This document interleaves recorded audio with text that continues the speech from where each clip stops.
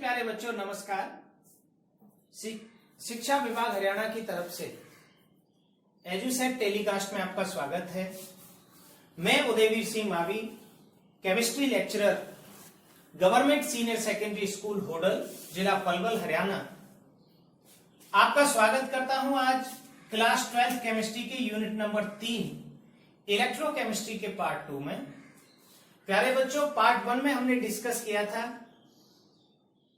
Electrochemical cell की structure को और इसके बेसिक्स को, और आज हम जो पढ़ने वाले हैं, सबसे पहले हम पढ़ेंगे इलेक्ट्रोकेमिकल सेल की वर्किंग, ये काम कैसे करती है, फिर इसका नोटेशन, इसको रिप्रेजेंट कैसे किया जाता है, then we talk about the potential of the cell, और फिर हम कैलकुलेट करेंगे सेल के पोटेंशियल को with the help of Nernst equation, and standard potential को कैलकुलेट करेंगे with the help of SHE, standard hydrogen electrode. प्यारे साथियों, सबसे पहले हम समझते हैं ये जो हमारा इलेक्ट्रोकेमिकल सेल था, ये एक डिवाइस होता है which converts chemical energy into electrical energy. कैसे कन्वर्ट करता है, इसके लिए आपको एक बात समझनी होगी। इलेक्ट्रोकेमिकल सेल के अंदर स्पॉन्टेनियस रिएक्शन होता है, और स्पॉन्टेनियस रिएक्शन में डेल्टा जी की वैल्यू नेगेटिव होती है। Negative value of delta G में जो एनर्जी रिलीज होती है, क्योंकि ये एक्सोथर्मिक प्रोसेस है, तो वो एनर्जी कन्वर्ट हो जाती है इलेक्ट्रिकल एनर्जी में। और डेल्टा जी नेगेटिव के साथ साथ हमें एक बात और यहां समझनी होगी, मैं लिख देता हूं, बाद में कई सारे क्वेश्चन इससे पूछे जाते हैं। Delta G is equal to -NFE होता है। अगर कोई भी सेल एग्जिस्ट करेगी तो पॉजिटिव वैल्यू ऑफ पोटेंशियल होना चाहिए, क्योंकि अगर ये वैल्यू नेगेटिव हो जाएगी तो डेल्टा जी की वैल्यू पॉजिटिव हो जाएगी, और positive delta G spontaneous reaction को सपोर्ट नहीं करेंगे, तो any cell never exist with the negative value of potential. तो आइए सबसे पहले शुरुआत करते हैं इलेक्ट्रोकेमिकल सेल की वर्किंग से। प्यारे बच्चों, इलेक्ट्रोकेमिकल सेल के अंदर दो कंपार्टमेंट होते हैं, एक एनोड कंपार्टमेंट, एक कैथोड कंपार्टमेंट। एनोड, क्योंकि ये मैं जो एक्सप्लेन कर रहा हूं आपको, गैल्वेनिक सेल का एक्सप्लेनेशन हम लोग डिस्कस कर रहे हैं, और गैल्वेनिक सेल का डिस्कशन है Zn कॉपर इलेक्ट्रोड्स के साथ। इसमें दो कंपार्टमेंट होते हैं। जिंक की मेटल रॉड जिस सॉल्यूशन में डिप रहती है वो होता है जिंक सल्फेट का, और कॉपर की रॉड जिस सॉल्यूशन में डिप रहती है वो होता है कॉपर सल्फेट का, CuSO4। अब होता क्या है, these two metal rods have tendency, copper की रॉड में, क्योंकि इसमें कॉपर 2 पॉजिटिव आयंस होते हैं, इसकी टेंडेंसी होती है to accept electron and deposit on the metal rod, और इसकी टेंडेंसी होती है टू लूज इलेक्ट्रॉन। तो ये जो मेटल की रॉड है, जिंक की रॉड पर यहां ऑक्सीडेशन होगा जिंक का, ये दो हाफ सेल्स होती हैं, Zn सॉलिड ब्रेक हो जाएगा Zn2 पॉजिटिव +2 इलेक्ट्रॉन में, तो नीचे Zn के आयन आ जाएंगे रॉड से ब्रेक होकर अपोजिट डायरेक्शन में, क्योंकि इसने पॉजिटिव रिलीज किया तो इस पर साइन आ जाएगा नेगेटिव। अब इलेक्ट्रॉन इसकी अपोजिट डायरेक्शन में फ्लो होते हैं, इलेक्ट्रॉन यहां आते हैं, and these two electron accepted by the copper 2 positive ion present in cathode compartment to form Cu solid। और यहां पर जो कॉपर है वो डिपॉजिट हो जाता है कैथोड के ऊपर। अब क्योंकि इसके ऊपर पॉजिटिव आकर डिपॉजिट हुआ तो इस पर चार्ज आ जाएगा पॉजिटिव, और इससे पॉजिटिव रिलीज हुआ तो इस पर चार्ज आ जाएगा नेगेटिव। तो प्यारे साथियों, एनोड पर नेगेटिव होता है because it release Zn positive ions, और कैथोड पर पॉजिटिव होता है because it accept positive ions. Electron move करते हैं from Zn to the copper electrode. अब यहां पर Zn आयन की एक्सेस हो जाती है, पॉजिटिव आयन ज्यादा हो जाते हैं इस कंपार्टमेंट के अंदर, और यहां पर पॉजिटिव आयन कम हो जाते हैं। तो इलेक्ट्रिकल डिसबैलेंस हो जाता है, और इसको पूरा करने के लिए हम इसमें लगाते हैं सॉल्ट ब्रिज, जो KCl और अगार जेल का बना होता है। अब KCl की जगह KNO3 भी हो सकता है। तो जहां पर पॉजिटिव एक्सेस हो जाते हैं, वो जो सॉल्ट ब्रिज है provide negative ion to the anode side and provide positive ion to the cathode side to maintain electrical neutrality. तो एनोड पर हुआ ऑक्सीडेशन, तो हम इसे कह देते हैं ऑक्सीडेशन हाफ रिएक्शन, एनोड पर होती है, और कैथोड पर होता है रिडक्शन, तो हम इसे कह देते हैं रिडक्शन हाफ। इन दोनों को कंबाइन करके बनती है cell reaction, Zn solid plus Cu2 positive aqueous is equal to Zn2 positive aqueous plus Cu solid.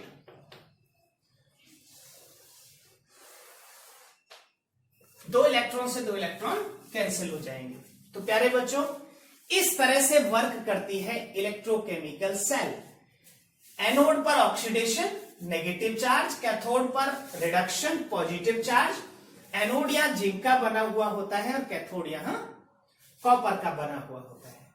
इस तरह के अरेंजमेंट से हम unlimited number of electrochemical cell design कर सकते हैं, लेकिन हमें यहां एनोड और कैथोड को बनाते वक्त ये ध्यान रखना होता है कि हमें एनोड उसी का बनाना होता है जिसका पोटेंशियल कम होता है, क्योंकि एनोड पर होता है ऑक्सीडेशन, और ऑक्सीडेशन उनका होता है जो रिड्यूसिंग एजेंट होते हैं, और रिड्यूसिंग एजेंट के पोटेंशियल लेस होते हैं।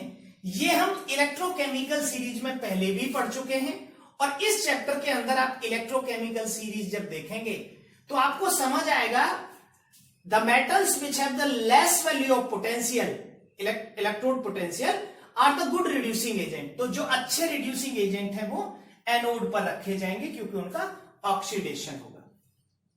अब हम बात करते हैं हमारे सेकंड पार्ट की, notation of the electrochemical cell. Notation का मतलब होता है रिप्रेजेंट करना, क्योंकि लेफ्ट हैंड साइड पर हमने रखा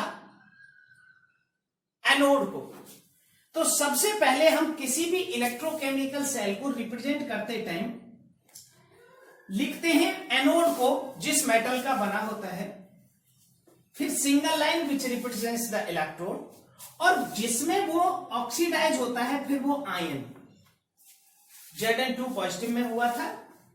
देन हम इसमें एक डबल लाइन ड्रॉ करते हैं विच रिप्रेजेंट्स द सॉल्ट ब्रिज, फिर हम लिखते हैं कैथोड का आयन, फिर सिंगल लाइन, फिर कैथोड। तो यहां पर जो लेफ्ट हैंड साइड थी, इधर हुआ ऑक्सीडेशन और एनोड है यहां, और यहां हुआ रिडक्शन, ये कैथोड है। इसने यहां इलेक्ट्रॉन एक्सेप्ट किए और इसने यहां इलेक्ट्रॉन रिलीज किए। तो ये हमारा रिप्रेजेंटेशन रहेगा। अगर कोई इलेक्ट्रोकेमिकल सेल इस तरह से डिजाइंड है, रिप्रेजेंट की हुई है, तो आप इजीली फाइंड कर लेंगे LHS पर होगा एनोड और RHS पर होगा कैथोड। लेकिन इसको समझने के लिए भी हमें एक बात समझनी होगी कि अगर मैं इनकी पोजीशंस को बदल देता हूं, एनोड की जगह कॉपर और कैथोड की जगह जिंक को अगर मैं रख देता हूं, तो ये सेल फंक्शन नहीं करेगी। ये बात हम समझेंगे पोटेंशियल के साथ। तो अभी एक और चीज जो समझेंगे, इसको ऐसे लिखेंगे ABC, anode bridge cathode. Anode पर होता है ऑक्सीडेशन, कैथोड पर रिडक्शन। एनोड होता है नेगेटिव चार्ज, कैथोड होता है positive charge. Anode bridge cathode, anode oxidation negative, cathode reduction positive. Electron move करते हैं एनोड से कैथोड की साइड में, इलेक्ट्रॉन, और इलेक्ट्रिसिटी मूव करती है कैथोड से एनोड की साइड में। प्यारे साथियों, जब हम इलेक्ट्रोकेमिकल सेल देखते हैं तो इलेक्ट्रोकेमिकल सेल में यहां पर हम बैटरी कनेक्ट करते हैं जिससे इसे आउटर सर्किट से कनेक्ट किया जा सके। अगर आउटर सर्किट का पोटेंशियल इसके पोटेंशियल के बराबर हो जाता है, then current neither flow from circuit to the cell nor from cell to the circuit. न करंट बाहर जाएगा न करंट अंदर आएगा। इस कंडीशन में इसका E external is equal to E internal के हो जाएगा और हम इसको कहेंगे the cell is at equilibrium, cell equilibrium पर है। लेकिन इन केस अगर E एक्सटर्नल की वैल्यू ज्यादा हो जाती है E इंटरनल से, तो करंट बाहर से अंदर की तरफ फ्लो होगा, फिर एनोड पर हो जाएगा पॉजिटिव और कैथोड पर हो जाएगा नेगेटिव चार्ज। और प्यारे बच्चों, हमें एक बात और समझनी है, अगर एनोड और कैथोड हमारे जो नेगेटिव और पॉजिटिव साइन रख रहे हैं, इनको हम कंबाइन करके सेल बना रहे हैं, तो अगर कोई सेल इक्विलिब्रियम पर है तो उसमें ये जो स्पॉन्टेनियस प्रोसेस था ये कंप्लीट नहीं होता और इस प्रोसेस को हम कहते हैं reversibility of the electrochemical cell. अगर किसी भी इलेक्ट्रोकेमिकल सेल को डिजाइन करते टाइम हम इस कंपार्टमेंट को एक ही कर देते हैं, अलग अलग कंपार्टमेंट नहीं लेते, तो हमें सॉल्ट ब्रिज की जरूरत नहीं है। अगर किसी इलेक्ट्रोकेमिकल सेल का सॉल्ट ब्रिज हटा दिया जाए तो इलेक्ट्रोकेमिकल सेल बन जाएगा इलेक्ट्रोलाइटिक सेल और फिर वो फंक्शन नहीं करेगा। तो ये हमारा रहा second portion. Working first part था एनोड पर ऑक्सीडेशन, कैथोड पर रिडक्शन, फिर है नोटेशन, हम उसे रिप्रेजेंट कैसे करते हैं। और प्यारे साथियों, अब हम बात करते हैं पोटेंशियल की। पोटेंशियल क्या है, सबसे पहले इसकी डेफिनेशन को समझेंगे। पोटेंशियल है अगर किसी इलेक्ट्रोकेमिकल सेल में एनोड जो इलेक्ट्रोड है, इलेक्ट्रोड और सॉल्यूशन के बीच में पावर टू डोनेट और टू एक्सेप्ट इलेक्ट्रॉन, इनकी टेंडेंसीज में डिफरेंस क्रिएट हो जाए तो इलेक्ट्रॉन ट्रांसफर होते हैं। इलेक्ट्रॉन ट्रांसफर होने से इलेक्ट्रिसिटी ट्रांसफर होती है, और जब इलेक्ट्रिसिटी ट्रांसफर होती है एक जगह से दूसरी जगह तो यह सेल फंक्शन करता है। बट इन केस अगर यही प्रोसेस कैथोड पर रिपीट हुआ, the difference in the power to donate और to accept electron of both electrode anode and cathode, तो हम इनको सेपरेटली कह देंगे anode potential and cathode potential. तो पोटेंशियल की डेफिनेशन है पावर टू डोनेट और to accept electron called potential. अब अगर हम इन दोनों इलेक्ट्रोड के पोटेंशियल को कंबाइन कर देंगे तो कंबाइन करने के बाद बनेगा सेल पोटेंशियल, और अब हम फाइंड करेंगे सेल पोटेंशियल की वैल्यू को। प्यारे बच्चों, सेल का जो पोटेंशियल है वो निकलता है इस फॉर्मूले से, E cell is equal to E R H S minus E L H S. अब आर एच एस पर होता है हमारा एनोड और एल एच एस पर कैथोड होता है, तो E cell is equal to होता है E cathode minus E anode. अगर हम गैल्वेनिक सेल के लिए देखें तो गैल्वेनिक सेल के केस में कैथोड बना है कॉपर का जिसका पोटेंशियल होता है प्लस 0.34 वोल्ट, और एनोड बना है जिंक का जिसका पोटेंशियल होता है माइनस 0.76 वोल्ट। अगर हम इन दोनों की वैल्यू यहां रख दें तो 0.34 माइनस 0.76, तो ये हो जाएगा हमारा 1.10 वोल्ट। ये हो जाएगा ई सेल का जो कॉपर और जिंक से बनेगी। अब ये जो वैल्यू है ये स्टैंडर्ड पोटेंशियल की है। स्टैंडर्ड पोटेंशियल की हम डेफिनेशन को समझेंगे। स्टैंडर्ड पोटेंशियल क्या है?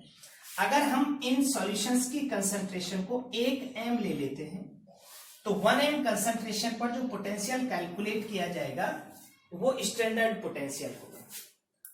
प्यारे साथियों, अगर हम इस सेल में कॉपर और जिंक की पोजीशन को बदल देते तो यहां आता -0.76, यहां आता +0.34, तो इसकी जो वैल्यू है वो रिड्यूस हो जाती और वो वैल्यू नेगेटिव वैल्यू में आती, तो ये सेल एग्जिस्ट नहीं कर सकती थी। तो इस तरह से हम फाइंड करेंगे किसी भी सेल का पोटेंशियल। अब सेल के पोटेंशियल को फाइंड करने के लिए जो स्टैंडर्ड पोटेंशियल है उसको हम E0 से रिप्रेजेंट करते हैं। अब सेल का पोटेंशियल फाइंड करने के लिए हमको एनोड और कैथोड के पोटेंशियल सेपरेट कैलकुलेट करने हैं, तभी जाकर हम सेल का पोटेंशियल फाइंड कर पाएंगे। तो प्यारे बच्चों, जो एनोड और कैथोड के सेपरेट पोटेंशियल्स हैं उनको हम इजीली कैलकुलेट नहीं कर सकते। जो एब्सोल्यूट वैल्यू है of anode and cathode potential वो फाइंड नहीं होती, तो इसके लिए हम यूज करते हैं SHE। तो अब समझते हैं SHE और फिर हम समझेंगे नेक्स्ट इक्वेशन को। क्या है SHE? SHE होता है स्टैंडर्ड हाइड्रोजन इलेक्ट्रोड, जिसे हम नॉर्मल हाइड्रोजन इलेक्ट्रोड भी कहते हैं, NHE। इस SHE को हम यूज करते हैं एज रेफरेंस इलेक्ट्रोड। कैसे? पहले SHE को समझेंगे, फिर मैं बताऊंगा रेफरेंस इलेक्ट्रोड किस तरह से यूज करें।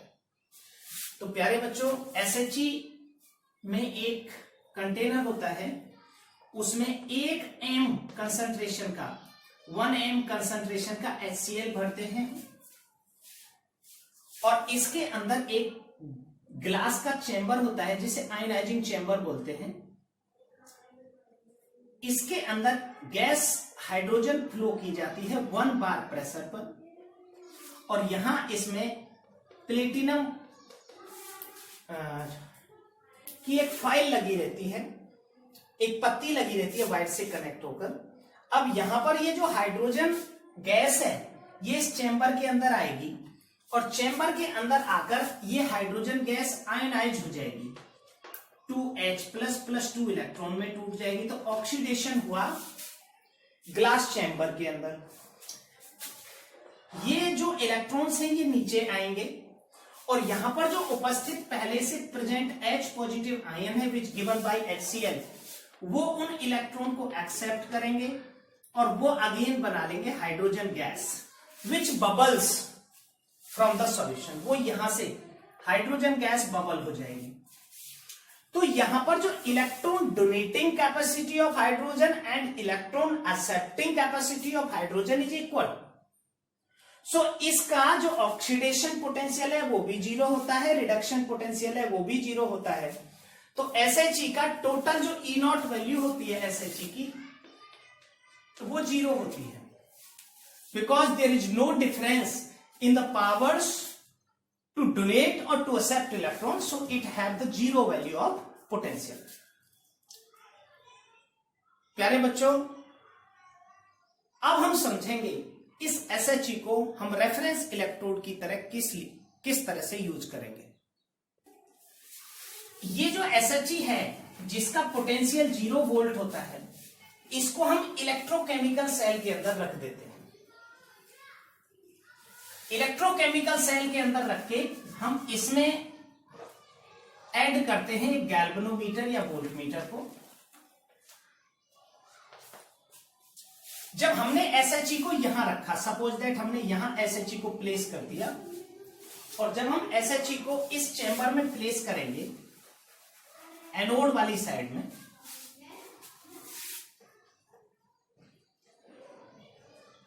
यहां HCl का सॉल्यूशन भरा हुआ है और यहां से हाइड्रोजन गैस पास की, तो अब इस सेल का पोटेंशियल जब हम फाइंड करेंगे तो क्योंकि एनोड का पोटेंशियल तो 0 हो जाएगा, तो जो E सेल निकलेगा वो E कैथोड के बराबर निकलेगा। E cell is equal to E cathode minus E anode, अब ई एनोड क्योंकि 0 है तो E cell is equal to E not cathode के बराबर हो जाएगा।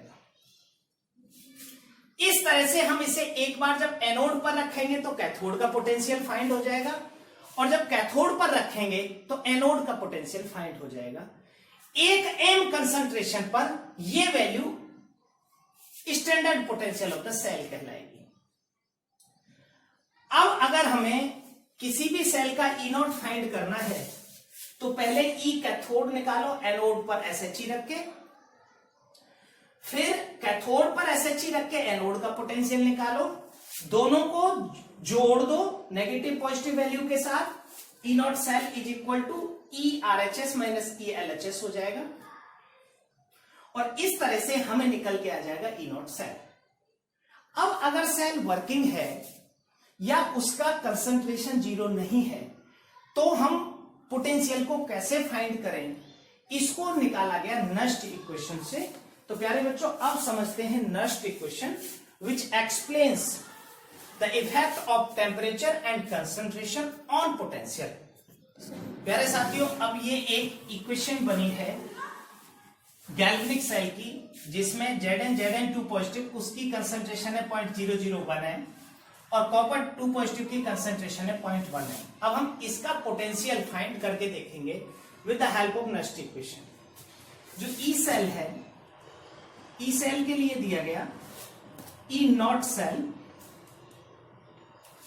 अगर हमें ई नॉट सेल निकालना है तो E not cell is equal to होता है E not cathode minus E nought anode, और ई नॉट कैथोड और एनोड को हमने निकाला एसएचई का यूज करके, उस वैल्यू को उठा के यहां रखा।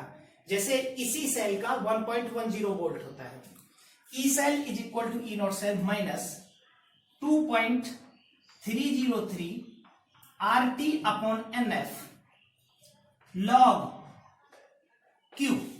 ये रिएक्शन क्वोशिएंट है Q। अगर कोई भी रिएक्शन इक्विलिब्रियम पर नहीं है, रिएक्शन चल रही है, तो Q की वैल्यू होती है Q is equal to product की कंसंट्रेशन अपॉन रिएक्टेंट की कंसंट्रेशन से हम फाइंड करते हैं। अब यहां पर जो प्रोडक्ट है इस रिएक्शन में, एक तो कॉपर प्रोडक्ट है और एक Zn प्रोडक्ट है।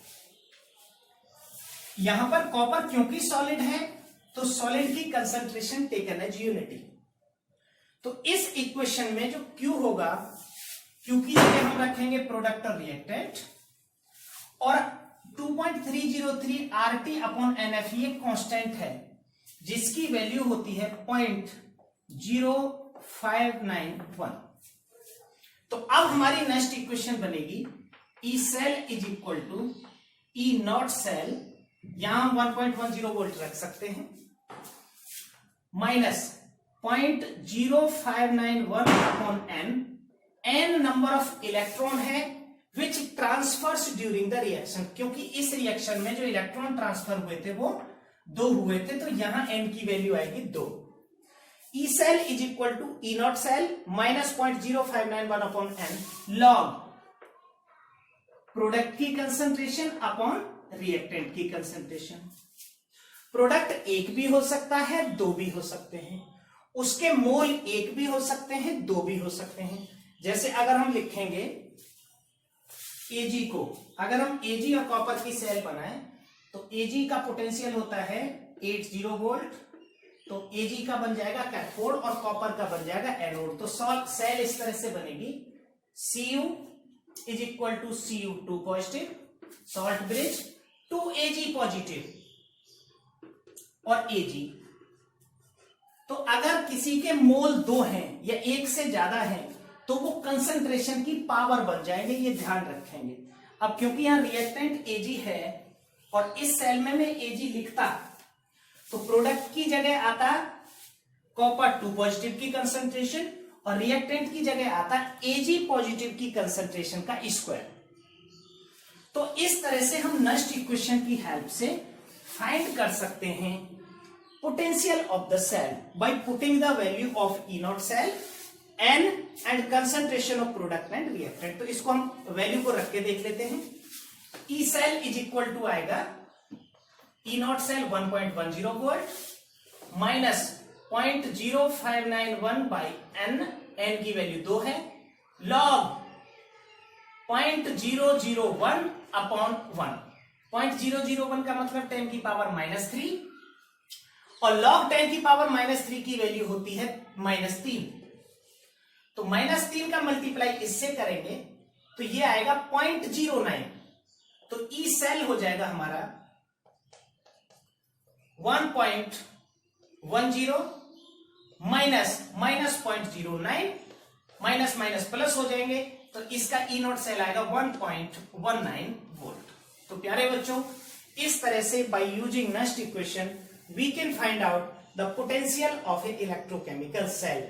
लेकिन उसके लिए हमें सबसे पहले ई नॉट सेल चाहिए, एन की वैल्यू पता होनी चाहिए और प्रोडक्ट अपॉन रिएक्टेंट की कंसंट्रेशन में नंबर ऑफ मोल्स पता होना चाहिए। अगर किसी भी क्वेश्चन में आपको नस्ट इक्वेशन लिखवाता है रिप्रेजेंटेशन देकर, ये सेल देकर, तो सबसे पहले आप पोटेंशियल के हिसाब से इसको अरेंज करें।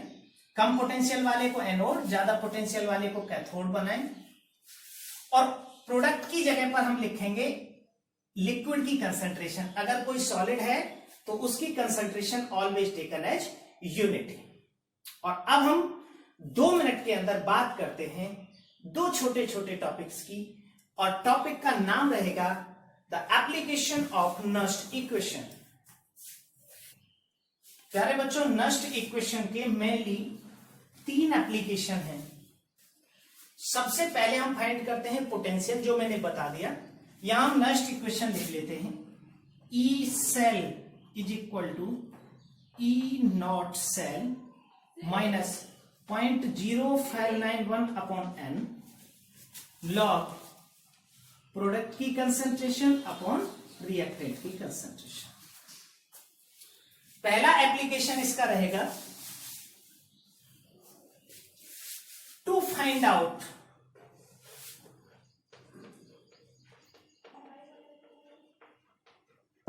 Equilibrium constant. इक्विलिब्रियम कांस्टेंट होता है केसी। केसी फाइंड करते हैं हम इससे।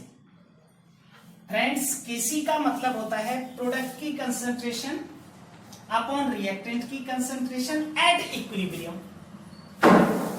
इक्विलिब्रियम पर जो ई सेल होगा वो हो जाएगा 0। तो इन वैल्यूज को ई सेल की 0 और प्रोडक्ट अपॉन रिएक्टेंट को केसी यहां रखने पर 0 is equal to E not cell minus 0.0591 upon N log KC. इसको इधर ले आओ, ये प्लस का हो जाएगा, तो 0.0591 upon N log K c is equal to E not cell. तो लॉग केसी हो जाएगा 0.05 E naught into n upon 0.0591। इस फॉर्मूले से हम निकाल लेंगे इक्विलिब्रियम कांस्टेंट, और लॉग केसी निकालने के बाद हम इसका कर देंगे एंटी लॉग और हमें मिल जाएगा इक्विलिब्रियम कांस्टेंट केसी। इसका सेकेंड एप्लीकेशन है to find out the pH value. इसमें आप इसी फॉर्मूले में जो गैल्वेनिक सेल हमने बनाई थी उसकी वैल्यू रख देंगे 1.10 वोल्ट इंटू 2 अपॉन 0.0591, तो केसी की वैल्यू आ जाएगी। सेकंड है हमारा to find out pH value. प्यारे बच्चों, पीएच वैल्यू के लिए हमें हाइड्रोजन इलेक्ट्रोड लेना पड़ेगा, तो पोटेंशियल निकलेगा हाइड्रोजन इलेक्ट्रोड का, और हाइड्रोजन के लिए ई नॉट की वैल्यू कैसी होती है 0। तो इसमें ई सेल आएगा, E cell is equal to 0 minus 0.0591 upon N, N की value 1 log 1 upon H positive, और इसका इक्वल टू होता है pH. Log 1 upon H positive is equal to pH. तो E cell is equal to रहेगा हमारा -0.0591 pH. इस फॉर्मूले से हम निकाल लेंगे पीएच वैल्यू। और इसका तीसरा एप्लीकेशन है डेल्टा जी या गिब्स फ्री एनर्जी फाइंड करना, जो मैंने आपको सबसे पहले लिखा था, कॉर्नर पे भी लिखा हुआ है, पहले भी लिखा था। क्योंकि डेल्टा जी के बिना कोई भी सेल एग्जिस्ट नहीं करेगी, तो डेल्टा जी की वैल्यू निकलेगी delta G is equal to minus n F E से निकाल लेंगे, और delta G naught standard Gibbs free energy change is equal to minus n F E not.